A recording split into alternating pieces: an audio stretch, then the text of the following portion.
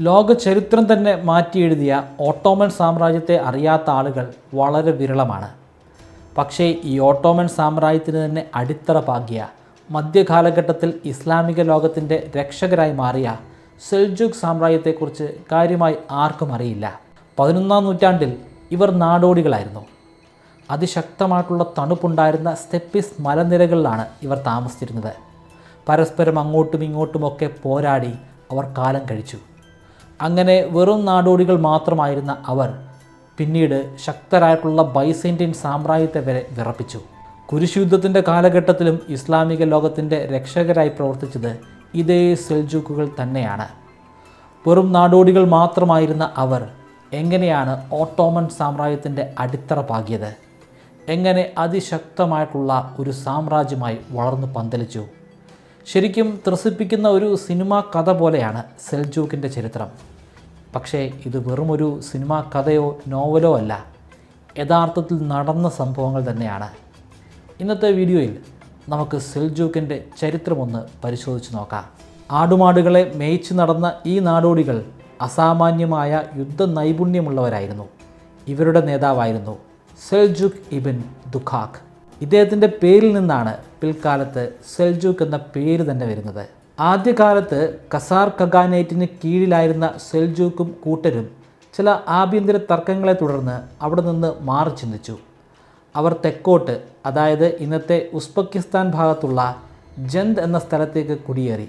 ഇവിടെ വെച്ചാണ് ചരിത്രപരമായ ആ മാറ്റം സംഭവിക്കുന്നത്.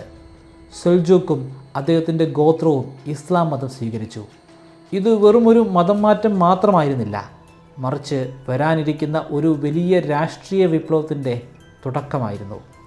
സെൽജൂക്കിൻ്റെ മരണശേഷം അദ്ദേഹത്തിൻ്റെ പേരക്കുട്ടികളായ തുഗ്രിൽ ബെഗ്, ചാഗ്രി ബെഗ് എന്നിവർ നേതൃത്വം ഏറ്റെടുത്തു. ഇവരാണ് സെൽജൂക്കുകളെ ഒരു സാമ്രാജ്യമാക്കി മാറ്റിയത്. അക്കാലത്ത് ആ പ്രദേശം ഭരിച്ചിരുന്ന ഗസാനിഡ് സാമ്രാജ്യവുമായി അവർക്ക് നിരന്തരം പോരാടേണ്ടി വന്നു. 1040 AD ചരിത്രപ്രസിദ്ധമായ ദണ്ഡാനക്കാൻ യുദ്ധം ആരംഭിക്കുന്നത്. ഒരു വശത്ത് അതിശക്തമായിട്ടുള്ളൊരു സേനയാണ് ഗസാനിഡ് രാജവംശത്തിൻ്റെ സുൽത്താനായ സുൽത്താൻ മസൂദിൻ്റെ കീഴിൽ അണിനിരുന്നത്. ആനപ്പടയുണ്ട്, എണ്ണിയാലൊടുങ്ങാത്തത്ര സൈനികരുണ്ട്. മറുവശത്ത് വേഗതയേറിയ കുതിരപ്പടയാളികളുമായി സെൽജൂക്ക് സഹോദരന്മാർ.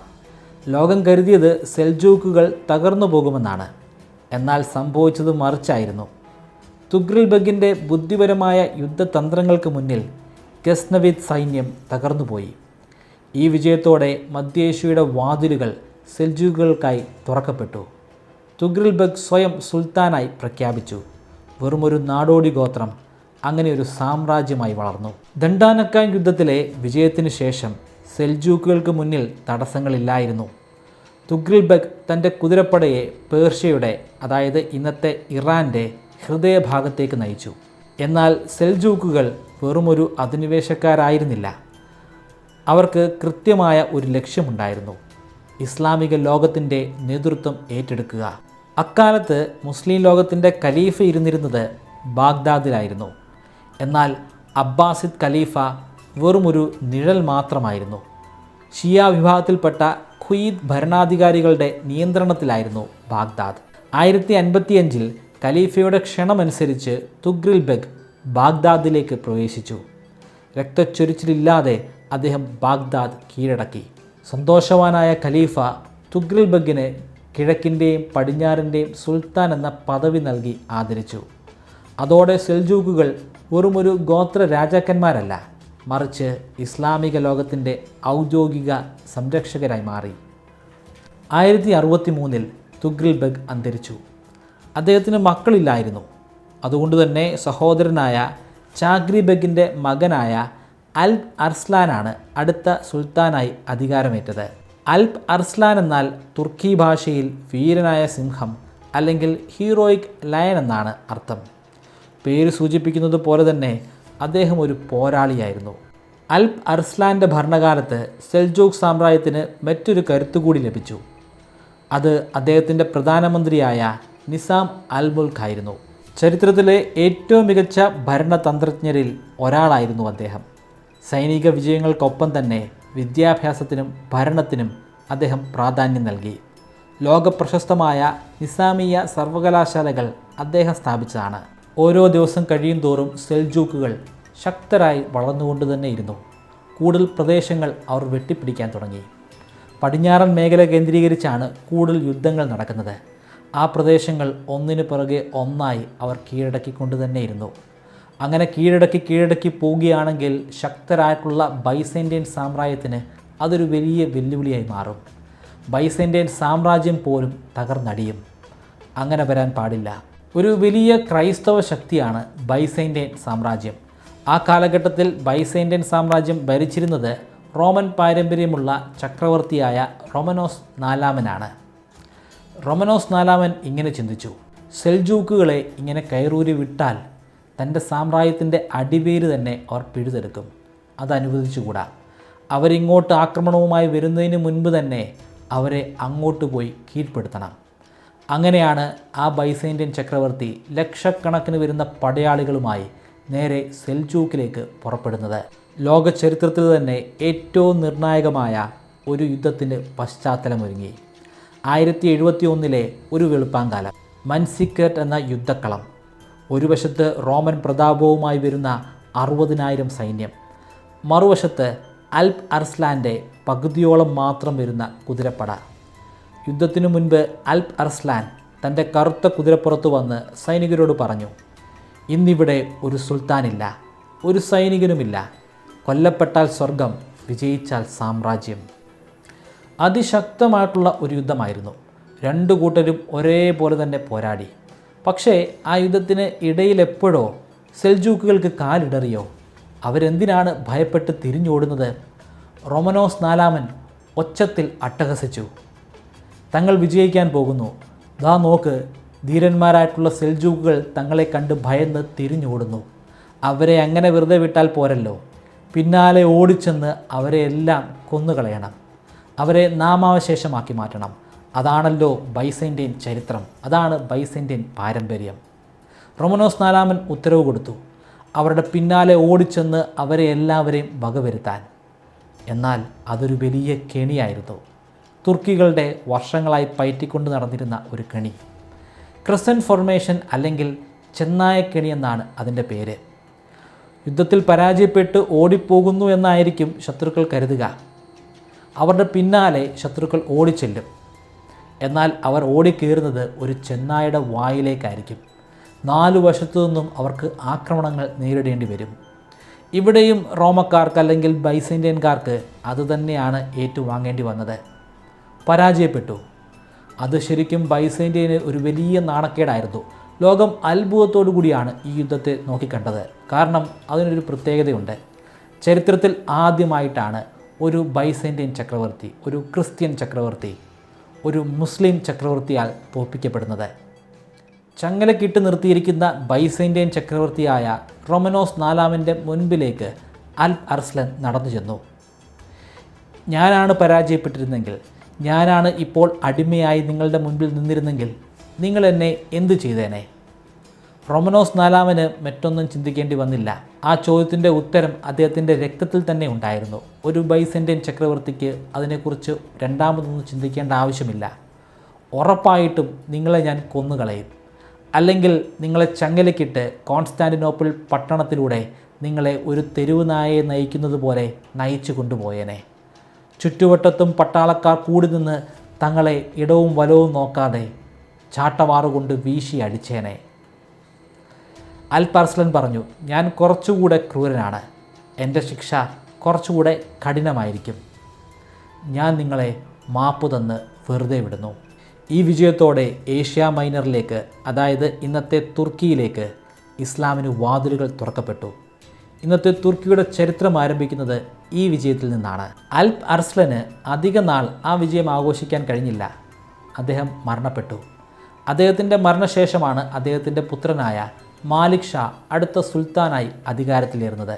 മാലിക് ഷായെ സഹായിക്കാൻ ആ കാലഘട്ടത്തിലും അദ്ദേഹത്തിൻ്റെ പിതാവിൻ്റെ പ്രധാനമന്ത്രിയായിരുന്ന നിസാം ഉൽ മുൽക്ക് ഉണ്ടായിരുന്നു. ഇവർ രണ്ടുപേരുടെയും നേതൃത്വ പാഠവും കൂടിയായപ്പോൾ സെൽജുക് സാമ്രാജ്യം അതിശക്തമായി വളർന്ന് പന്തലിച്ചു. സെൽജുക് സാമ്രാജ്യം ചരിത്രത്തിലെ ഏറ്റവും വലിയ വലിപ്പത്തിലേക്ക് വളർന്നു വന്നത് ഈ കാലഘട്ടത്തിലായിരുന്നു. കിഴക്കോട്ട് പോകുമ്പോൾ അങ്ങ് ചൈനയുടെ അതിർത്തി വരെ, പടിഞ്ഞാറോട്ട് പോകുമ്പോൾ അങ്ങ് മെഡിറ്ററേനിയൻ കടൽ വരെ, അങ്ങനെ പരന്നു കിടക്കുകയാണ് സെൽജൂക്ക് സാമ്രാജ്യം. സൈനികപരമായിട്ടുള്ള വളർച്ച മാത്രമല്ല, അല്ലെങ്കിൽ പ്രദേശങ്ങൾ പിടിച്ചടക്കുന്ന കാര്യത്തിൽ മാത്രമല്ല സെൽജുക് മുന്നിട്ട് നിന്നത്. ശാസ്ത്രവും കലയും സാഹിത്യവും തഴച്ചു വളർന്നു. ലോകപ്രശസ്ത കവി ഉമർ ഖയാം അദ്ദേഹത്തിൻ്റെ കൊട്ടാരത്തിലെ ജ്യോതിശാസ്ത്രജ്ഞനായിരുന്നു. എന്നാൽ എല്ലാം മനോഹരമായിരിക്കുമ്പോഴാണ് ഇരുട്ടിൽ നിന്ന് ഒരു പുതിയ ശത്രു ഉയർന്നു വന്നത്. അവർ വാളുകൊണ്ടല്ല, നിഴലുകൾ കൊണ്ടാണ് യുദ്ധം ചെയ്തിരുന്നത്. സാമ്രാജ്യത്തിൻ്റെ ഉള്ളിൽ നിന്ന് തന്നെ ഒരു ഭീകര ശക്തിയായി അവർ ഉയർന്നു വന്നു. അവർക്ക് വലിയ സൈനികരുണ്ടായിരുന്നില്ല. പകരം അവർ ഉപയോഗിച്ചത് ഇരുട്ടിൻ്റെ മറപറ്റിയുള്ള കൊലപാതകങ്ങളായിരുന്നു. ഹാഷിഷീനുകൾ അല്ലെങ്കിൽ ദ അസാസിൻസ്. ഹസൻ ഇബ്നു സബ്ബ എന്ന നിഗൂഢനായ നേതാവിൻ്റെ കീഴിലായിരുന്നു ഈ സംഘം പ്രവർത്തിച്ചിരുന്നത്. ഇറാനിലെ മലനിരകളിലുള്ള ആലമുദ് എന്ന അജയ്യമായ കോട്ടയായിരുന്നു ഇവരുടെ ആസ്ഥാനം. സെൽജൂക്ക് ഭരണകൂടത്തെ തകർക്കുക എന്നതായിരുന്നു അവരുടെ ലക്ഷ്യം. ലോക ചരിത്രത്തിലെ ആദ്യത്തെ സംഘടിത തീവ്രവാദ ഗ്രൂപ്പുകൾ ഒന്നായി ഇവരെ നമുക്ക് കണക്കാക്കാം. 1092 AD ആയപ്പോൾ സെൽജൂക്ക് സാമ്രാജ്യത്തിൻ്റെ നെടുംതൂണായിരുന്ന അവരുടെ പ്രധാനമന്ത്രിയായിരുന്ന നിസാം ഉൽ മുൽക്ക് ഒരു ഹാഷിഷീൻ കൊലയാളിയാൽ കൊല്ലപ്പെട്ടു. വൈകാതെ സുൽത്താൻ മാലിക് ഷായും മരണപ്പെട്ടു. അദ്ദേഹത്തിൻ്റെ മരണകാരണം കൃത്യമല്ല, പക്ഷേ കുറേയധികം ചരിത്രരേഖകളിൽ പറയുന്നത് അദ്ദേഹത്തെ വിഷം കൊടുത്ത് കൊല ചെയ്യുകയായിരുന്നു എന്നാണ്. പക്ഷേ അതങ്ങനെ ഉറപ്പിച്ച് പറയാനും സാധിക്കില്ല. കാരണം മറ്റു പല രേഖകളിൽ അദ്ദേഹത്തിൻ്റെ മരണം സ്വാഭാവികമായിട്ടുള്ള ഒരു മരണമായിരുന്നു. 1 മാസത്തിനുള്ളിൽ സാമ്രാജ്യത്തിൻ്റെ തലയും ഹൃദയവും നഷ്ടപ്പെട്ടു. അതോടെ സെൽജൂക്ക് ചരിത്രത്തിലെ ഏറ്റവും വലിയ പ്രതിസന്ധിക്ക് തുടക്കമായി. മാലിക് ഷായുടെ മരണശേഷം അദ്ദേഹത്തിൻ്റെ മക്കളും ബന്ധുക്കളും സിംഹാസനത്തിനായി പരസ്പരം പോരാടാൻ തുടങ്ങി. സാമ്രാജ്യം പല കഷ്ണങ്ങളായി വിഭജിക്കപ്പെട്ടു. അധികാരത്തിനു വേണ്ടി സെൽജൂക്കുകൾ പരസ്പരം അങ്ങോട്ടും ഇങ്ങോട്ടുമൊക്കെ കൊന്നു തള്ളുന്ന ആ കാലഘട്ടത്തിലാണ് ക്രൂസേഡേഴ്സ് അല്ലെങ്കിൽ കുരിശ് യുദ്ധക്കാർ ഈ മേഖലയിലേക്ക് വരുന്നത്. സെൽജൂക്കുകൾ അന്ന് ഒന്നായിരുന്നെങ്കിൽ, അവരെ ഒന്നിപ്പിക്കാൻ കെൽപ്പുള്ള ഒരു സുൽത്താൻ ആ കാലഘട്ടത്തിൽ അവിടെ ഉണ്ടായിരുന്നെങ്കിൽ ചരിത്രം തന്നെ മാറിയേനെ. അന്നത്തെ ക്രൂസേഡേഴ്സിനെ അവർക്ക് വകവരുത്താൻ സാധിച്ചേനെ. ഇതിൻ്റെ ഫലമായി 1099 വിശുദ്ധ നഗരമായ ജെറുസലേം സെൽജൂക്കുകൾക്ക് നഷ്ടപ്പെട്ടു. സാമ്രാജ്യം തകരുകയായിരുന്നു. എങ്കിലും അവസാനമായി അതിനെ പിടിച്ചു നിർത്താൻ ഒരു പോരാളി കൂടെ വന്നു, സുൽത്താൻ അഹമ്മദ് സഞ്ചാർ. 13-ാം നൂറ്റാണ്ടിൻ്റെ പകുതി. ലോകം കണ്ടിട്ടുള്ളതിൽ വെച്ച് ഏറ്റവും ക്രൂരമായ ഒരു സൈന്യം കിഴക്ക് നിന്ന് ഇരച്ചു കയറി. ചെങ്കിസ് ഖാൻ്റെ മംഗോളുകൾ. ഓരോ നഗരങ്ങളെയായി അവർ തകർത്തു തരിപ്പണമാക്കി. സെൽജൂക്കുകൾക്ക് ഈ പ്രളയത്തെ തടയാനായില്ല. 1243 നടന്ന കൊസേദാഗ് യുദ്ധത്തിൽ മംഗോളുകൾ സെൽജൂക്ക് സൈന്യത്തെ നിശേഷം പരാജയപ്പെടുത്തി. അതോടെ സെൽജൂക്ക് സുൽത്താൻമാർ മംഗോളുകളുടെ വെറും സാമന്തരായി മാറി. അവർക്കവരുടെ സ്വതന്ത്രമായ അധികാരം എന്നേക്കുമായി നഷ്ടപ്പെട്ടു. 1308 അവസാനത്തെ സെൽജൂക്ക് സുൽത്താനും കൊല്ലപ്പെട്ടതോടെ ആ വലിയ ചരിത്രത്തിന് തിരശ്ശീല വീണു. സാമ്രാജ്യം തകർന്ന് ചെറിയ ചെറിയ നാട്ടുരാജ്യങ്ങളായി വിഭജിക്കപ്പെട്ടു. എന്നാൽ ഈ തകർച്ചയിൽ നിന്നാണ് ലോകത്തെ വീണ്ടും അത്ഭുതപ്പെടുത്താൻ പോകുന്ന മറ്റൊരു ശക്തിയുടെ വിത്ത് മുളച്ചത്. സെൽജൂക്കുകൾ തകർന്നടിഞ്ഞെങ്കിലും അവർ മുൻകാലങ്ങളിൽ അനാറ്റോളിയിൽ, അതായത് തുർക്കിയിൽ സ്ഥാപിച്ച സുൽത്താനേറ്റ് ഓഫ് ഫ്രം വലിയ കുഴപ്പമൊന്നുമില്ലാതെ നിലനിന്നു. അതൊരൊറ്റ വലിയ ശക്തിയായിരുന്നില്ല, എന്നാൽ ചെറിയ ചെറിയ മുസ്ലിം ശക്തികളായിരുന്നു. ആ ശക്തികളെല്ലാം ഒന്നിപ്പിക്കണമല്ലോ. അവരെയെല്ലാം ഒന്നിപ്പിച്ച് ഒരൊറ്റ സുൽത്താനേറ്റായിട്ട് മാറ്റാനായി ഒരു വ്യക്തി അങ്ങോട്ട് കടന്നു വന്നു.